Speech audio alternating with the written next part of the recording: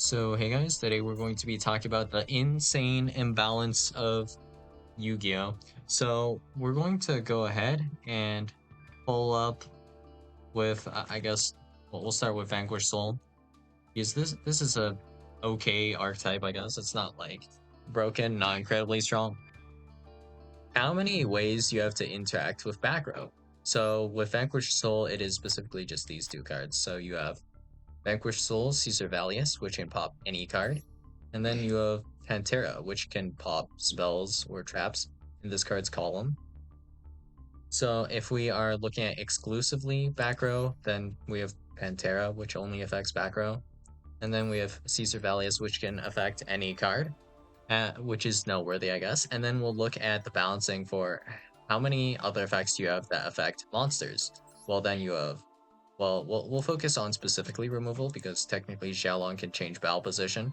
So we have Rosin, we have Mad Love. Mad Love actually has a sort of bouncing card back to hand effect. Return the monster with the lowest defense on the field to the hand, your choice if tied. And then we have Soul No Devil, which is a pop.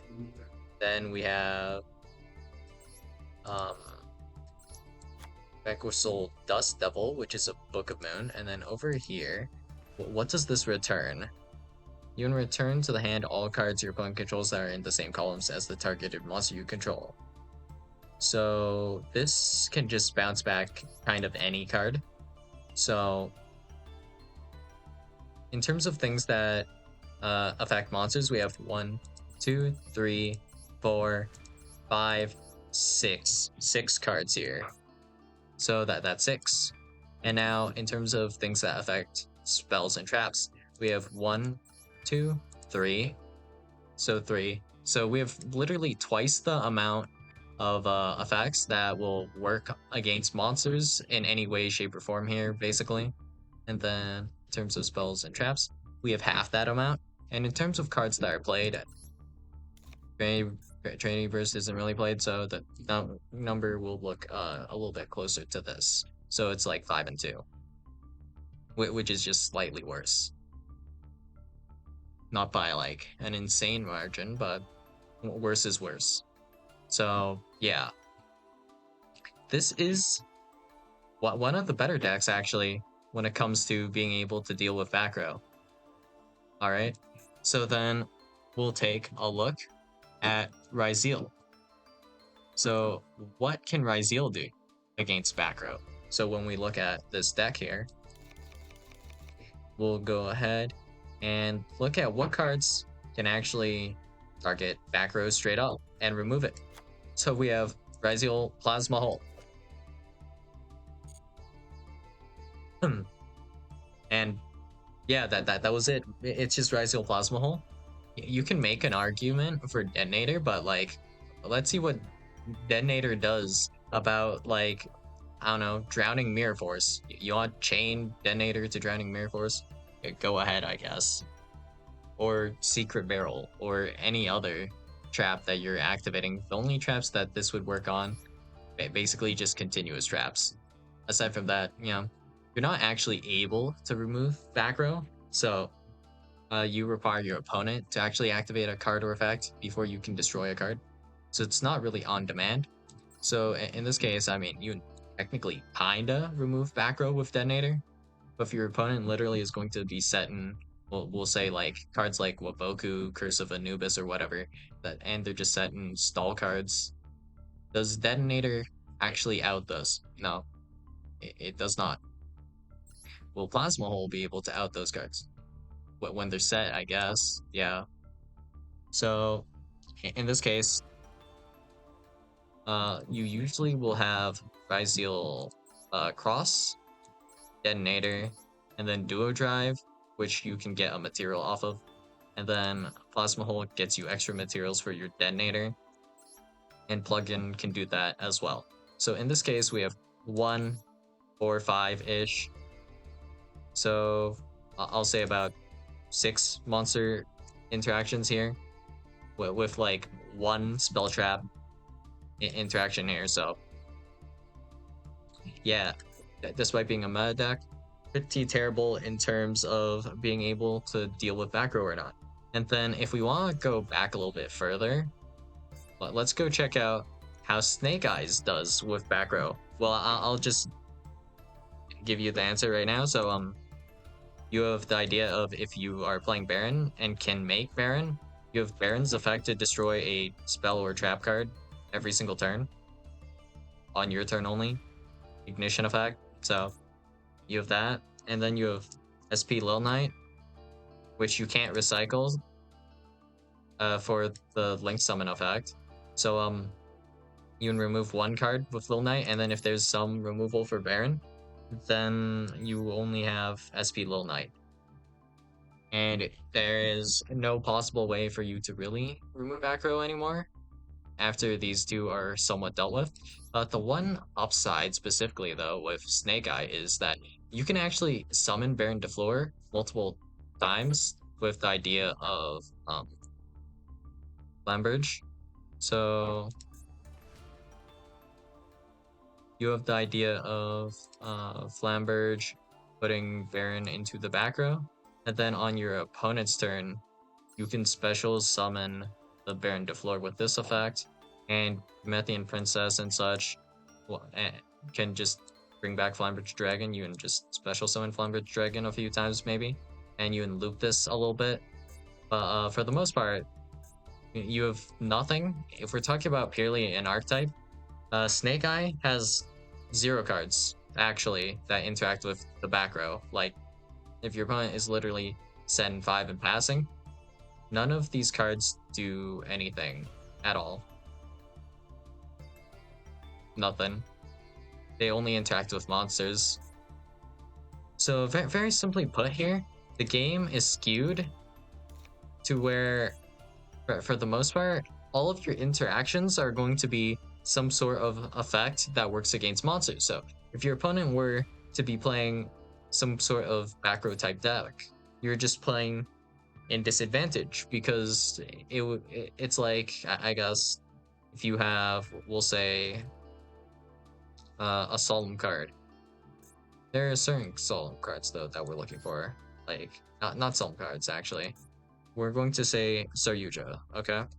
So let's say, or not Saryuja, that's the wrong card. Saravis. Oops.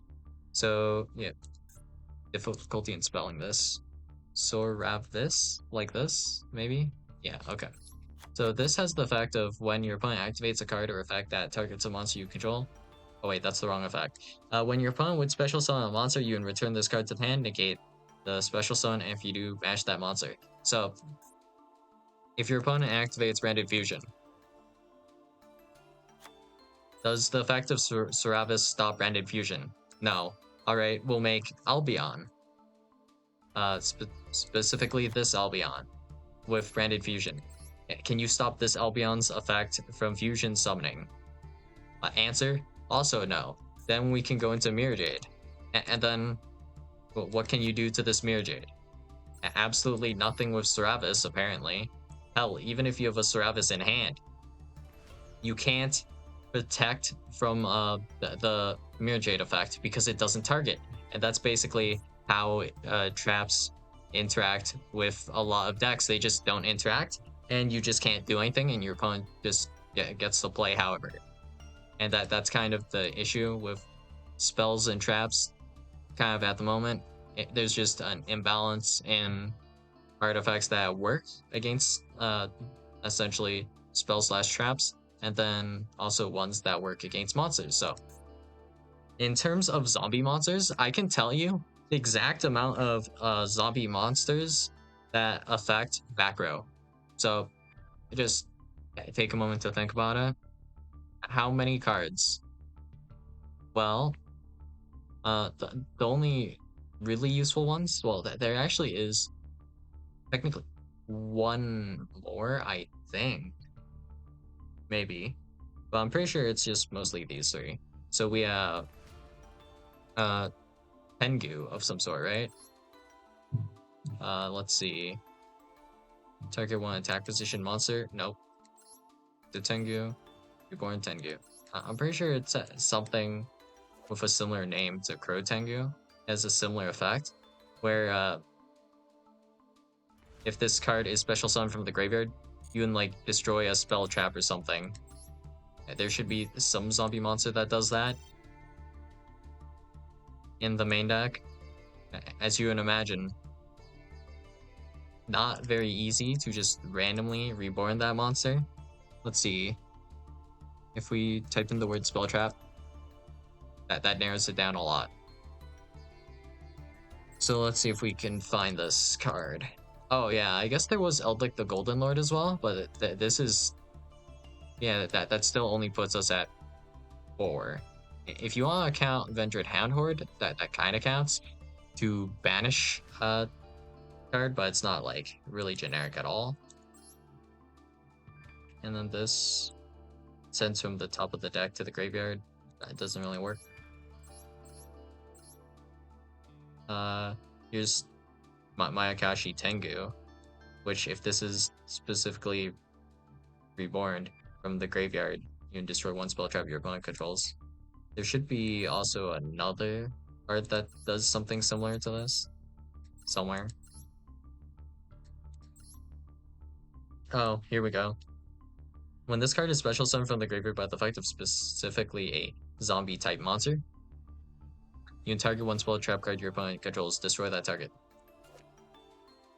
Yeah, your Bone Crusher. But for the most part, I guess it'll just be you have Eldlik the Golden Lord, you have Tengu the Winged Mayakashi, you have then we have what's his face? We have Shiranui Sun Saga, or was it Shogun Saga? I think it was Sun Saga, which has the effect to generically pop cards. And considering how many zombie monsters there are, it's very lackluster to have such a small amount of zombies able to actually interact with backrow. If we were to just look generically at all of the zombie monsters in general, how many zombie monsters do you think there are? I mean, there's not like that many, but if we scroll down here, right, that's 1, 2, 3, 4, 5, and then 1, 2, 3, 4, 5, 6. So that is going to be 30 cards. Every single time we scroll by, like, one page, whatever you want to think of this as, I guess.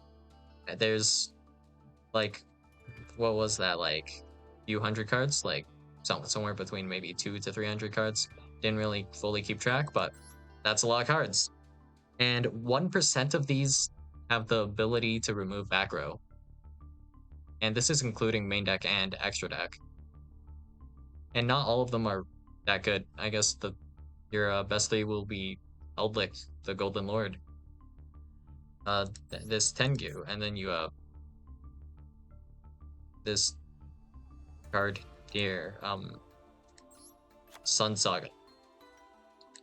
And yep, pretty much just these guys. And then there was also that Bone Crusher guy. So that's what we have for removing backrow with zombie cards, I guess. If you want to count Swallow Slash, I guess that kind of works. Kinda. I wouldn't really put it that high up there. I mean, it's kind of a generic-ish zombie card, but still, like, yeah, I wouldn't count it. So, in terms of cards that remove backrow, they're basically non-existent in some strategies, and even if you did have the ability to remove a single card, like, let's say I have a Waboku in the backrow, I'll just be able to chain to your destruction effect, and guess what? You don't have any destruction effects aside from the one you just used, so good game, I guess. And we could even do something like Wall of Revealing Light, where I can flip this over and then pay, let's say, 3,000, and we're going to assume in this case you have nothing with more than 3,000 attack points, so you can never attack me, never win the game. And if you do out Wall of Revealing Light, you have like one piece of backrow removal that you can access in your deck, period. So if you remove Wall of Revealing Light, I can just flip over a second one, for example. And yeah, there's an insane amount of disadvantage with dealing with backrow in general then, as you can see. And that's not necessarily the best backrow strategy. We could be playing a strategy using like paleos, for example, and that'd be fine against paleo cards. Like, what are you going to realistically be doing against them? So we're going to assume, for some reason, consistently you're not able to find lethal for whatever reason. You cannot lethal your opponent, or you cannot get in the damage to end the game. Then you can't interact with the back row, but because you're playing specifically, I guess it'll be a monster deck. Canadia, for example, this also does nothing against back row. But if you were playing a monster-based strategy, this would be able to Book of Moon your kind of monster, right? It's kind of like a one-sided interaction, I suppose, where your opponent is allowed to interact with you, but you're not really allowed to interact with them, I guess, right? Kind of like, I guess, it would be like playing against Flandries, but they maxi you, they get to draw cards. You maxi them, does legitimately nothing. Which is kind of sacky garbage to an extent. And I feel like we're just tremendously lacking in ways to deal with back row effectively and or reasonably. And there aren't even archetypes that perhaps specialize in breaking down back row decks, which I feel like is something we're just severely missing out on here. The closest thing I could think of, honestly, off the top of my head at the moment, there are two decks that come sort of to mind, being like Tearlament and Altergeist. So Altergeist just has a ridiculous amount of spell trap negates that they can output. And then Tearlament, you just have the removal with the field spell, and also you have Tearlament's Heartbeat for whatever reason. And technically, I'm pretty sure this is recyclable. And technically, you can use the field spell pop multiple times as well, making Tearlament fairly efficient when it comes to removing back row, considering that they can do so more or less, I guess, every single turn. Whereas if we were to go with Snake Eye, if you do not run Baron, you have literally that single SP Lil Knight you run, and you can resolve that exactly once, and that's all the back row removal you have. If we look at some other decks, you might not even be so lucky. In fact, you might not even have a single card or effect aside from SP Lil Knight, or you can't even run SP Lil Knight and you just have no back row removal at all, preventing you from being able to do anything against back row, which is ridiculously unbalanced. And this compounds even further with cards like Skill Drain, right? Where if your opponent has a Skill Drain or some sort of Floodgate on the field, just in general, because honestly, Wall of Revealing Light isn't that bad, but Skill Drain, now that's horrendous. So with Skill Drain on the field, what are you supposed to do then? So assuming your one removal is tied to a monster, then we can't remove Skill Drain anymore, right? With Vanquish Soul, luckily, this deck does have the ability to tag out using monster effects from the hand, so we could go, for example, Caesar Valius effect to pop, and then we can tag it out with Borger, and then the Caesar effect will still resolve. Luckily enough, I guess, and that will be able to remove Skill Drain. But then, if we were playing essentially any other deck, well, with Snake Eye, you'll notice that against Skill Drain, you actually have no outs anymore. So with SP Little Knight, you cannot use the effect of Little Knight under Skill Drain. That will do literally nothing. Same with Baron, leaving you with actually no ways to out Skill Drain, actually, making it genuinely impossible. And there are technically other Floodgates as well, like potentially Macrocosmos or Dimensional Fissure, which you also have no method to out whatsoever, making Floodgates even stronger. So just having some sort of generic removal, kinda, would be useful. or generic spell trap removal. That would be insanely useful, at least for a Master Duel format, to take power away from Floodgates and such. And yeah, just a single Floodgate that's not even being protected, that you can't do anything about, just feels terrible, honestly. And it's more aggravating knowing as well that your opponent is basically living in a glass house where if you did have a rock, it would all come crashing down. But, well, fortunately for them, you happen to be fresh out of rocks. So, yeah. Backrow, kind of busted. Lack of backrow removal, kind of annoying. No ways to interact with backrow, also terrible. Even if we wouldn't be able to remove like a skill drain, just being able to turn it off for a turn via like bouncing the skill drain would be pretty useful as well. Just something, right? Something, anything to deal with like a potential skill drain or any sort of back row Floodgate type deal. Just having options would be amazing, I guess. That's what I'm trying to say here. Not being able to interact or do anything to them feels terrible. But of course, on the flip side of this, like, if you flip over skill drain and I control like a bunch of 3,000 or bigger beaters, skill drain's not going to save you. It's too late for skill drain, basically. So the balance is insane where even though skill drain is kind of such a disgusting card, I mean, it only goes so far. If you're dealing with a tremendously disgusting board already, you're not going to really be able to do anything about that board with the skill drain. It doesn't really out it. I mean, potentially Tikaboo and Rivalry and Gozen can out some of those monsters, which could be useful. But for the most part, things are just looking kind of cooked here, I'd say. And not really much you can do about like a skill drain in a lot of decks, or just back row in general. Like, if there was a back row card that was literally just Mirror Force in your opponent's back row, there are decks that unironically have no option for this, and they would just have to attack you and just have you use Mirror Force and then attack you next turn and just hope you don't have a second Mirror Force. That's kind of the strategy that you have to employ because you have nothing else you can do.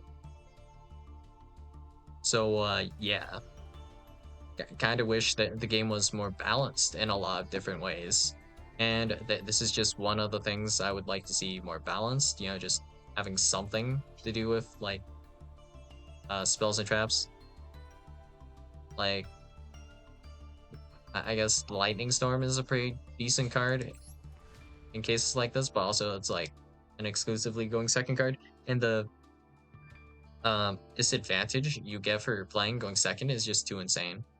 So Lightning Storm doesn't really help with that fully because, you know, your opponent can still set, I guess, kind of like a Solemn-esque card, protection card, like Decisive Battle of Golgonda. That would work, preventing destruction of itself plus whatever cards as well. And it's also, for some reason, if I recall correctly, soft once per turn per copy. So that's terrible. And you know what? While I'm here, I'll just throw out this one because the ruling on this card kind of just upsetting. We have a Kaiser Coliseum. This card, because of the ruling on this, you cannot Nibiru your opponent while they have Kaiser Coliseum on the field. And also, if you summon any monster, I mean, if your opponent were to maxi you after you special summon a monster, you can just pass because they're under Kaiser Coliseum. What are they going to do? No, normal summon a monster, beat over yours? Like, probably I'll load a nothing, really. Because they can't access back row removal. So, in the case where your only back row removal is SP, and your opponent controls one monster, then you can't put two monsters on the field to get to the SP. It's literally impossible. So, yeah. That's all I got for you guys today, and hopefully one day at least some of the issues that need to be fixed in Yu-Gi-Oh or can fixed, that this is one of many. There's also, of course, going first issue where going first is too strong, going second sucks, and traps. For going first, those are a little bit too disgusting, honestly. So yeah, that's all I got for you guys today, and I'll see you guys in the next video. Bye.